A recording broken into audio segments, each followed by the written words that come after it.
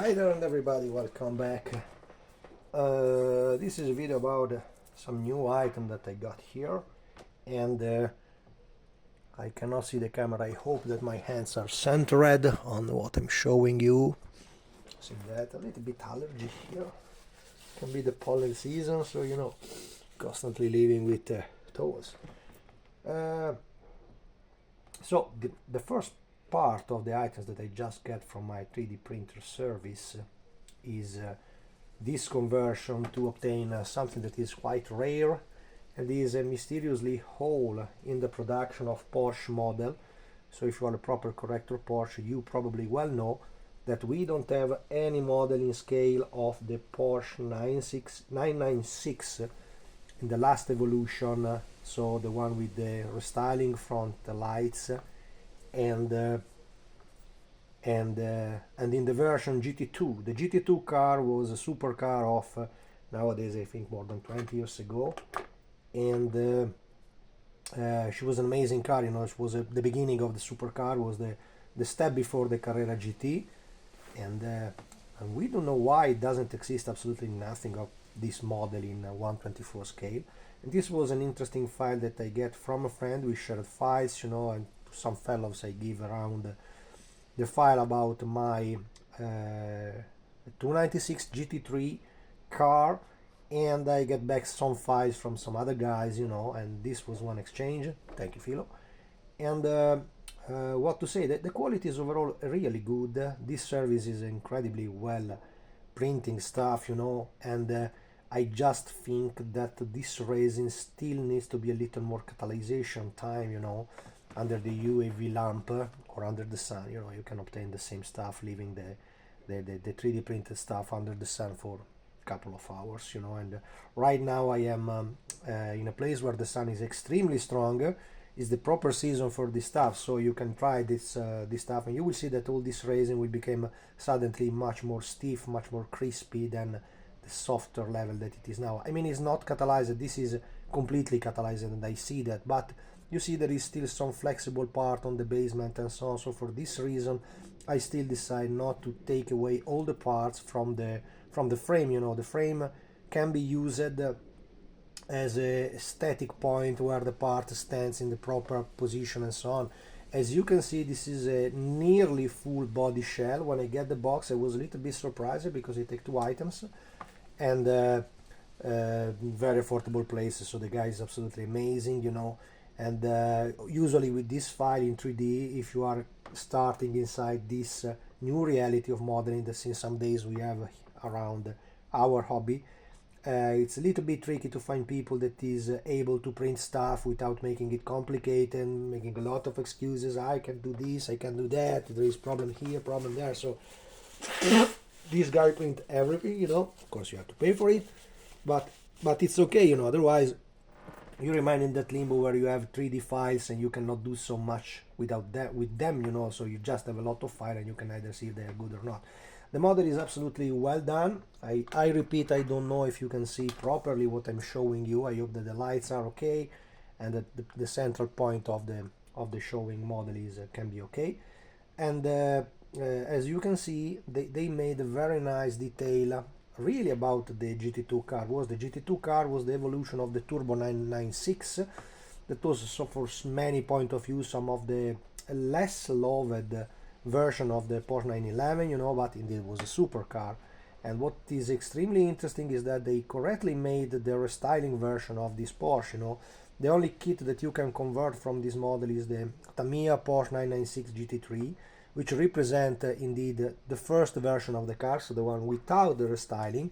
The restyling was different in motor and the mechanical details, and from the external point of view you can just see the difference in the front light, which were a little bit bulged, you know. They were going in the direction to do like for the 997, that was the following model of this one. You remember this was 996, then we had 997, then we had the 991, and now the 992 evolved in the dot 1 and dot 2 versions. You know, that is the last version of the Porsche available. I think the next year will arrive a new model indeed, you know.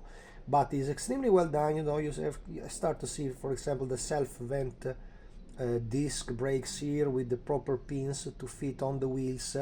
The wheels for like a base for this model, I think I suggest you to use a Tamiya model because they are quite nice, but also Revel reboxed Italy remold, so you can use absolutely that other model.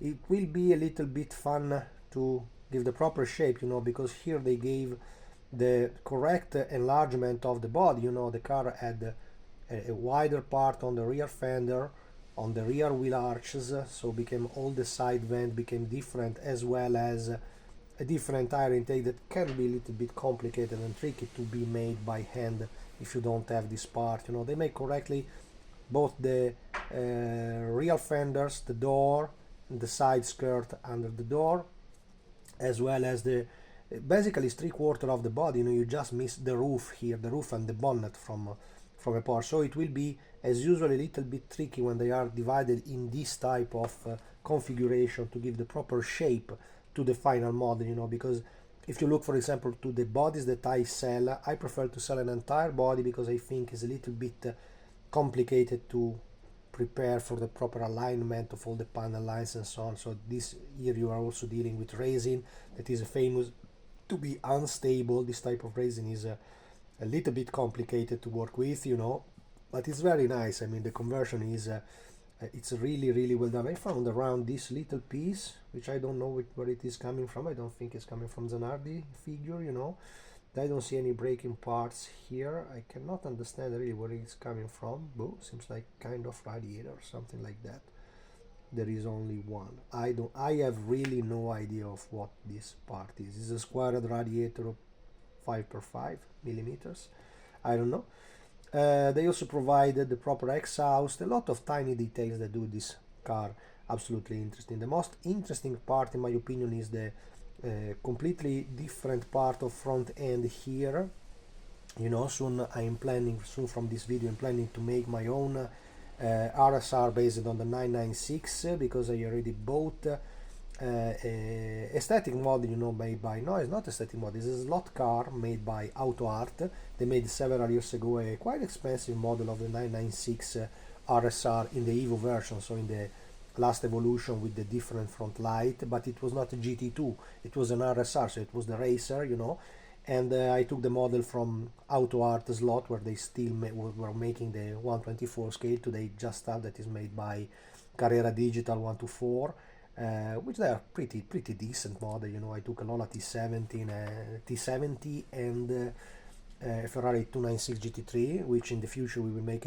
I'm planning to make a nice comparison between the 296 GT3 from Alpha model, the one printed in resin, I have several of them now, and the one from Carrera Digital to see which is the different. You know, they're pretty looking similar. You know, just waiting for the Alpha model to arrive. You know, because I bought this model from George in Greek, and still at today we are in the middle of May. There is no idea of when this model will be available, so I really have no clue on when my version. You know, I took what I think is the most interesting version for me, so not the Verstappen car of the last year, but the modern car used in Le Mans series, so the red with the yellow band over. Yeah, to sneeze my nose. It's a pain to be allergic, you know. When I am in Italy, this side of Italy is dramatic for pollen, you know. And what to say, I want also to make a comparison, because about this model I was a little reluctant in printing that, mostly because, as you know, I don't like so much the street cars, you know, and the GT2 was pretty exclusively a street car, so it was not a racer, it was just a very luxury car. And I already have honestly another body of this one that is molded in a single body, because time ago I found from a China company somebody making the 996 turbo version. I think it was, not so sure if it was a Carrera a GT2 version, sorry, this is GT2 body, and it was molded in a single piece. You know, it was a radio controlled toy, but the body shell was pretty nice and pretty well done. I never opened the box, and I just checked if it was working, and it was, but I never had any clue to strip it down and to convert, but it was made in plastic. That was very good, was not die cast. I think the windshields were printed in black, so it's a unique brick of plastic, you know, but it was neither that expensive. I think it was something in the range of $50, so it was not that terrible price, you know. And that's it. It's also very interesting that they provide a proper vented wheels for this car, and always remember to check the picture because they have a direction like the Daytona SP3 had, so it's very easy to make a mismatch in the position of the sprocket on the wheels and to place them in a position that is wrong compared to the model. I also think they made something don't look that way, but something in the way that they were different width, you know, because of course the rear wheel arch were bigger than the ordinary car. Also the rear bumper is completely molded in a single piece, which you have to adapt to a body of the 996. Usually there will be something tricky to adapt here. And they provide the front lights that in this file are printed in resin, but they can be used like a base to make a vacuum form dime to copy the part in a clear acetate, transparent acetate. So it will be a little bit tricky part, you know, because it's very, very visible. It's on the front end of the car, so you have to work extremely precise. So it's not so easy. It's not so easy job. I just wanted to collect it because, as you know, I'm a Porsche freak. I like everything from Porsche. So I really wanted to have something special from Porsches that is not the usual model from back in time, or that is just different from my models, you know. And that's it. I think is anyway extremely nicely done, really. The second item I wanted to show you in this video, I still collect this stuff that I really don't know what the hell it can be, no idea. The second item that I want to show you is this figure, you know. Just a few days ago we had the loss of a great champion, a great hero, that was Alex Zanardi, and I found it online that they made this very nice figure, honestly, of Alex, which I will clean very soon and prepare. The face is really well done. There is still all the sprue around from the molds of the 3D printing, but it's a very nice figure. They made both the torso in the position, which was quite famous for Alex, where he had you know, the fake legs under here, which they correctly made them with the racing suit and arriving to the boots. But I've seen a figure of this one that he made very seriously, just showing what was the prosthesis that he had instead of the rear rack. Remember that Zanardi had been cutted basically this way. Alex Tagliani, the American pilot. Tagliani in Italiano means sounds like cutting, so it's funny but not that funny. I know that it's funny because Alex used it to joke around that, and as you know, I met the fellow in real life, and it was a blast because he really said it was really, first of all, a pilot from another era, and so in the era of Ayrton Senna, Michael Schumacher, that type of pilot, so completely different from today kids. And to have an idea, he was amputated in this position, Alex, you know, and I will know the doctor that made the surgeon to him because it was my neighbor in Riccione. They were doctors, was a family of doctors living in Bologna, so they talked a little about what kind of terrible operation they had to do to him, and the multiple operation to take away the debris of the carbon fiber. Carbon fiber is used all over racing, but is deadly if a pin or something enters in your skin. I remember when I was in my motorsport days that I used to go to this company making wings for Formula 1 and Turismo and the GT cars, and they had a lot of spares carbon fiber, which I also used on my catamaran when I had the boat. And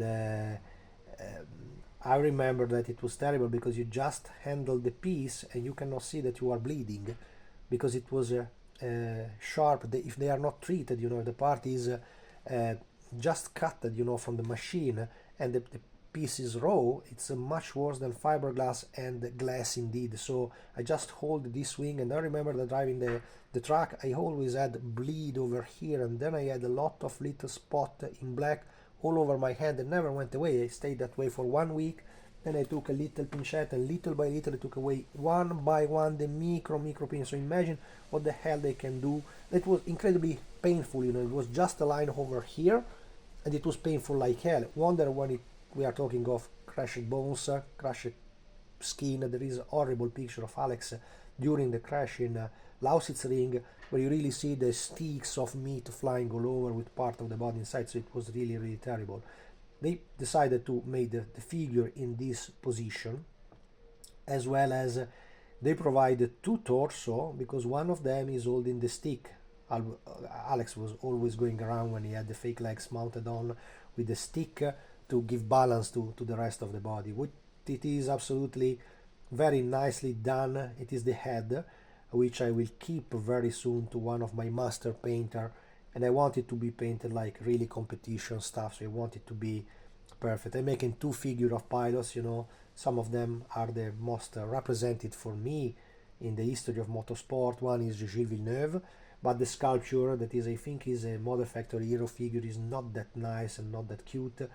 And this Alex Zanardi that have to be painted in the best way ever, you know, by the best painter. Something that I am unable to do in my hands, so I will ask to some friends to do it.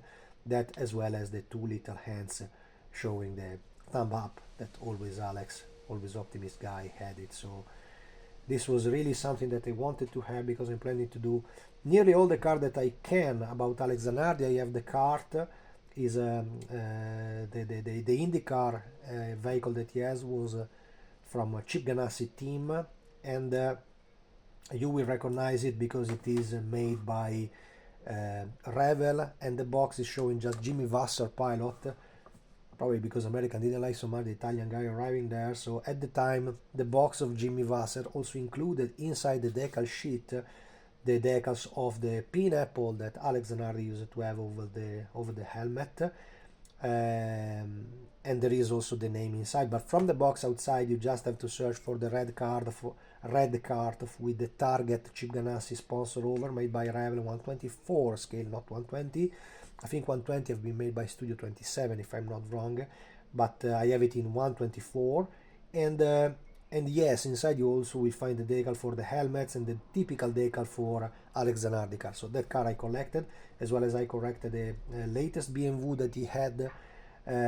So it was I think it was the M8 and the Z4M GT3, as well as the 318 that he had. So I have several cars from Alex Zanardi, so I need a figure like for Enzo Ferrari, like for Ayrton Senna, Nigel Mansell. I have some of the figure of the pilot that I like so much in the motorsport that are made in 124 scale. So that's it, guys. My tip is simply search for them. I took this item from JPG Models on eBay, but not via eBay because I have a direct line with him, and it is not that expensive. You know, stuff that costs around 20-25 euro, you know, depending. You also can make it in different scale if you want it in a bigger dimension and so on. The file is always the same. I think it's always the file coming from Cats 3D, and that's it, guys. Thanks for watching, guys. See you in the next one, and that's it. Alex Zanardi, we got it. We got it.